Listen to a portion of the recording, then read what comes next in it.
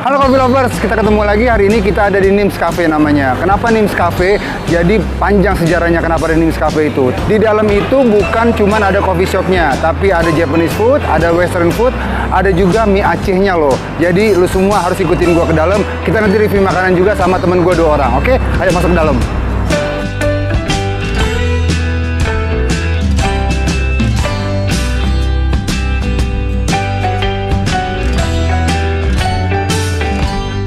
Cinta pelanggan adalah kunci. Itu merupakan prioritas bagi Nims Cafe. Coffee shop yang berada di Jalan Tirtayasa nomor 52 Kebayoran Baru, Jakarta Selatan ini berkonsep casual and clean. Jadi pelanggan yang datang akan terasa nyaman selama di Nims Cafe. Kopi bestseller Nims Cafe menggunakan biji kopi dari Aceh. Ada kopi sangar, espresso, dan latte art. Khusus kopi sangar diracik langsung oleh orang asli Aceh. Menu non kopinya juga ada, andalannya Nims Frappuccino. Untuk menu makanannya, kalian harus coba mie Aceh, salmon teriyaki, dan nasi gorengnya. Range harganya dari Rp18.000 sampai Rp1,9 juta. Nims Cafe buka mulai pukul 7 pagi hingga 10 malam.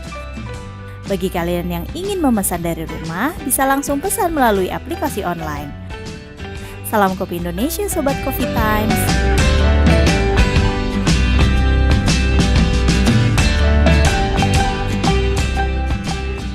Halo Coffee Lovers, hari ini gue ditemani sama Pak Noval namanya, yang punyanya Nims Cafe. Nah, Nims Cafe ini ada di daerah PT IKA, tepatnya sih di selatan Jakarta. Tempatnya tuh luks banget. Sebenarnya latar belakang ataupun awalnya Pak Noval ini bisa ngebangun Nims Cafe apa sih Pak? Ini boleh dilepas ya? Boleh. Kita sambil lepas aja biar lebih santai. Ya, selamat jumpa ya sahabat Coffee Time, Coffee Lover. Kebetulan kemarin tahun lalu itu kan ada kopi lagi booming ya, kopi ya. Memang kita kalau kita lihat dari mulai tahun 2006, 2009 itu kopi itu mulai naik daun ya Pak ya? Itu mulai ada ya intervensi global lah itu untuk kopi itu. Jadi orang yang tadinya nggak suka kopi, ya dia minum kopi. Tapi waktu itu pemainnya pemain global itu. Betul, karena kan gini, sempet nah iya Starbucks gitu kan. Nah sebenarnya ada pilihan kan, beberapa orang dulu mikirnya kopi itu hanya yang kopi sobek aja. Sekarang kan udah ke biji-biji kopi gitu kan. Dan sebetulnya kan ya belakangan baru muncullah kenangan dan sebagainya. Kenangan dan lain-lain. Yang cukup besar lah, itu investor besar. Tapi sebenarnya kalau kita lihat bahwa kita ini kaya juga, Indonesia ini kaya juga akan biji-biji kopi itu. Betul. Saya perjalanan memang mungkin jadi pertanyaan juga, kenapa kok ada kopi Aceh gitu ya. Iya. Karena yang kayaknya yang sudah tertata kopi ini Aceh itu, di sana banyak warung kopi, jadi di mana-mana dan kopi. salah satu distributor terbesar juga di sana ya Pak ya? Waktu tugas saya sering ke Aceh itu. Sering ke Aceh, jadi kita minum kopi ya, kita merasakanlah nikmatnya kopi. Karena kalau dulu biasanya kita kopi seduh biasa aja. Kopi seduh biasa, betul. Yang cuma diseduh malam sudah minum selesai. Masih ada ampasnya gitu. Tapi kalau itu kan di sana mulai agak inilah kita. Nah, disitulah saya banyak mengenal kopi. Kemudian tapi memang kalau kita lihat kalau kopi mesin itu Itali dia jagonya ya, jagonya mesin ini. Nah kita di sini ada beberapa kopi. Memang saya jadi saya ini kita sudah biasa menikmati kopi lah. Bahkan dari level ini yang paling rendah piccolo sampai espresso ini kita sudah coba semua ya? Kita sudah.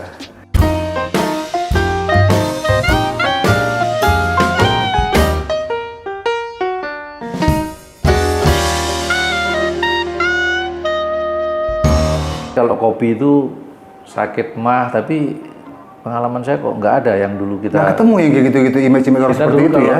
Iya, suka kadang-kadang minum kopi itu suka kalau dulu kan kita beranggapan kalau airnya dingin itu nggak bagus. Nggak bagus, buat perut, betul. ya. Tapi faktanya ada sekarang cold brew itu. Iya. Dan malah sekarang lebih banyak penikmatnya yang mintanya yang dingin Ya, seperti itu. macam-macam Bang. lah. Nah itu Tapi anu lah, jadi kalau mungkin sahabat ini coffee lover ya udah biasa lah, udah minum kopi. Mungkin yang belum minum kopi ini coba aja. Saya kira nggak apa-apa Arabica ini kita coba dulu Mas kopi. boleh. Kemudian, nah karena propertinya nih cukup agak besar, kalau saya pakai kopi aja kayaknya masih bisa dipakai yang lain. Iya, makanya kan di sini menyatukan antara kuliner dengan coffee shopnya kan. Jadi saya mengambil peluang itu nih, tempatnya kan di center ini, tengah-tengah. Di tengah-tengah selatan Mungkin ada Jakarta orang yang ini. mau ketemu, yang dari Bekasi, yang dari Bintaro, kemana ketemu di sini, bisa menikmati kopi, kemudian ada makanan-makanan. Bisa Dan untuk mereka memang makan juga ya. Kita ada kopi Aceh, karena ya kopi Aceh itu ya pasangannya biasanya sama mie Aceh. Sama mie Aceh ya. Tapi kalau siapin cuma mie Aceh aja, nanti segmennya itu segmented ya, terlalu segmented aja. Jadi orang yang mau kesini, tapi kita siapin macam-macam di.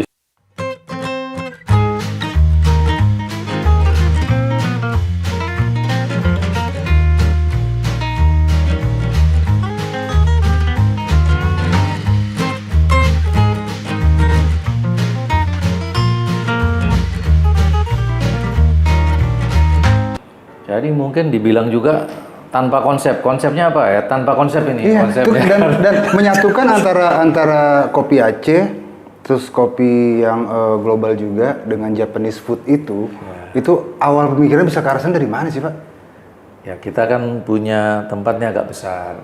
Yang pertama, kalau kita spesifik Aceh aja, sebetulnya Aceh ini banyak juga yang buka. Iya, betul. Di mana-mana menjamur ini, kopi Aceh, mie Aceh itu. Mie Aceh.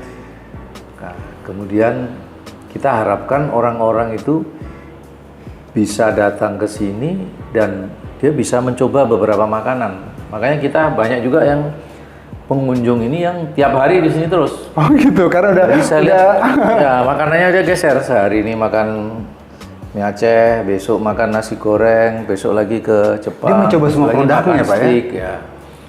Ada orang-orang yang seperti itu ada, karena ya mungkin kantornya di sini lah, ngantornya Iya, di sini. dekat-dekat sini ya. Mungkin bukan ngantornya di sini, bukan Kantornya di sini. Bukan kantornya dekat sini, tapi dia kantornya di sini ya. kantor di sini ya. Jadi ya itulah. Nah, memang tahun lalu ini pas kita buka pas ada pandemi ya. Tapi alhamdulillah lah ya, kita masih bisa eksis ya toh. Masih bisa eksis dan kita sebetulnya nggak ada promosi ini, Mas. Oh, langsung Jadi, ya, langsung. Bukan, kita nih ya sudah orang yang datang itu aja. Jadi dari mulut ke mulut ini. Betul. Dari mulut ke mulut. Lebih ya. kekuatan mulut dari Enak, customernya ya Pak ya. Oh, ya. Kita ingin, jadi yang pertama kita pengen mungkin kalau ada pertama orang yang di sini bisa nggak bosen ya tuh, tiap hari bisa di sini. Kemudian yang kedua, kalau dia bawa keluarga, satu pengen western food, ada yang pengen lokal, ya, tradisional. tradisional mie Aceh, ada yang pengen Jepang juga bisa. Gini Pak, nih setelah adanya NIMS ini berjalan sampai dengan kurang lebih udah mau setahun 2 tahun berarti Pak ya? Setahun baru. Baru setahun ya. Ada nggak sih Pak kendala-kendala ataupun harapan nih ke depannya? Baik mengenai kopinya itu sendiri ataupun dari NIMS-nya itu sendiri. Ya kalau kita kendalanya memang ini ya, ngatur. Ini kan kita sudah atur sih, tapi kadang-kadang fluktuasinya ini kan berubah nih. Masyarakat, kegiatan masyarakat. Kita ini kendalanya kalau tutup, umpamanya kayak kemarin kebijakan tutup jam Harus lebih awal gitu ya. Jam 7 ini untuk masyarakat susah juga dia mau datang mau makan ya tahu udah kita umpamanya itu waktunya memang nanggung ya toh. Nah, kalau umpamanya jam 8 itu masih agak enak lah ya. Masih agak enak, iya. Karena orang juga biasanya mulai start buat mencari makan malam. Walaupun kita udah tujuan, ya. sampaikan kalau orang datang, Pak ini sampai jam 7 gini. Yang kemudian memang orang kesini ini kan pengen Relax. makan, duduk, Makan, ya toh. santai, iya. Bisa minum lagi ya.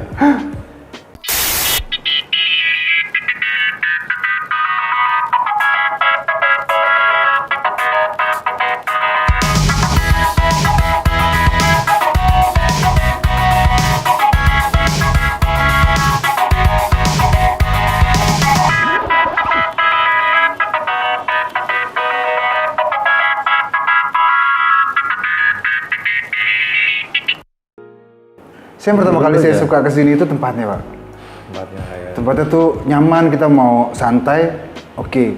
Mau apa namanya, serius. mau serius pun untuk meeting bareng sama pimpinan atau sama orang lain pun kita juga enak itu. Dan mau menikmati produk ataupun makanan sama minuman yang ada di sini pun kita nyaman juga gitu kan.